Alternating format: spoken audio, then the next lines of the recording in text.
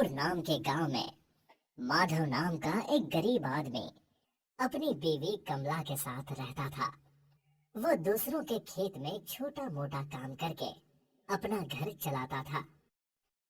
हे भगवान, आज हाथ में तो कुछ काम ही नहीं लगा। चलो घर जाके देखते हैं आज के लिए कुछ राशन बचा है या नहीं। इतना सोचकर माधव अपने घर की ओर चल पड़ता है। आज आप जल्दी आ गए, कुछ राशन नहीं लाया साथ में। क्या करूं भाग्यवान, आज हाथ में कुछ काम ही नहीं लगा। आज के लिए कुछ राशन बचा हो तो देखो, कल काम पर जाकर राशन ले आऊंगा। हाँ जी, आज के लिए राशन बचा है, कल काम से लौटते समय राशन लेकर आना।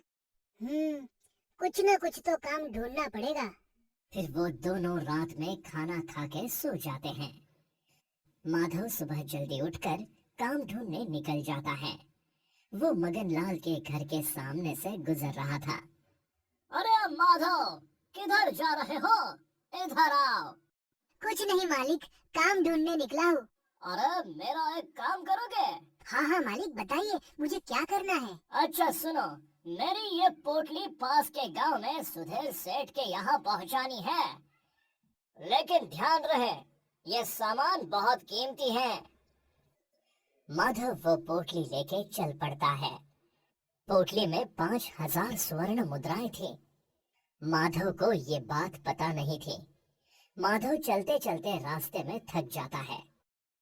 अरे बाप रे, मैं तो बहुत थक गया हूँ। कुछ देर इस पेड़ के नीचे आराम करता हूँ, फिर आगे चलता हूँ। आराम करते करते उसको नींद लग जाती है।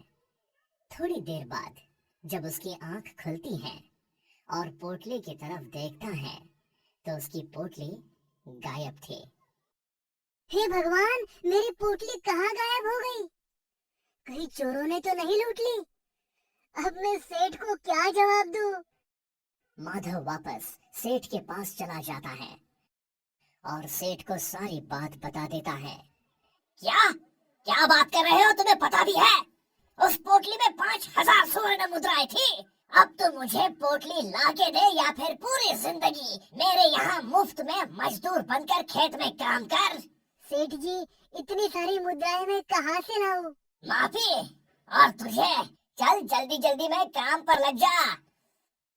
फिर माधव हर रोज काम करता था और सेठ उसे केवल एक वक्त की रोटी देता था। माधव काम से घर चला जाता है और अपने पत्नी कमला को सारी बात बता देता है। कमला दुखी होकर रोने लगती है। हे भगवान, इतना दुख हमारे नसीब में ही क्यों लिखा है? अगले दिन माधव खेत में काम करने चला जाता है। काम करते वक्त उसे एक सोने का सिक्का मिल जाता है। अरे अरे, ये तो सोने का सिक्का है। हे भगवान, तेरा लाख लाख शुक्र है। फिर माधव अपने काम पर लग जाता है। अचानक उसकी नजर एक धातु पर पड़ती है।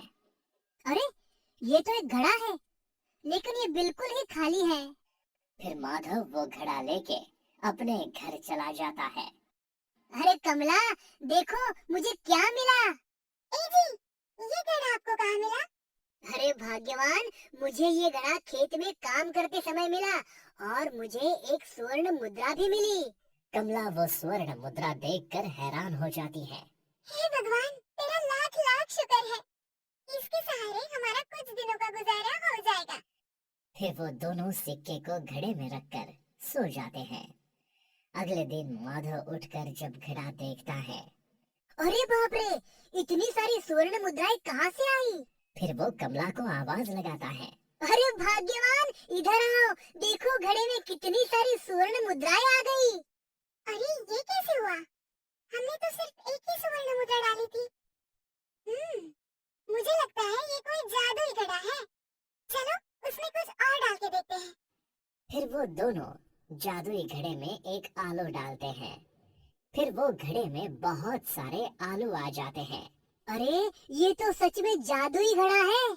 फिर माधव 5,000 स्वर्ण मुद्राएं लेकर मगन लाल के घर चला जाता है। सेठ जी, लीजिए आपकी 5,000 स्वर्ण मुद्राएं। अरे ला ला माधव, मेरी स्वर्ण मुद्राएं मुझे दे दो। जाओ, आज के बाद तुझे काम करने की कोई जरूरत नहीं। माधव वहां से घर चला जाता है। अब वो दोनों खुशी खुशी अपनी जिंदगी जीने लगते हैं।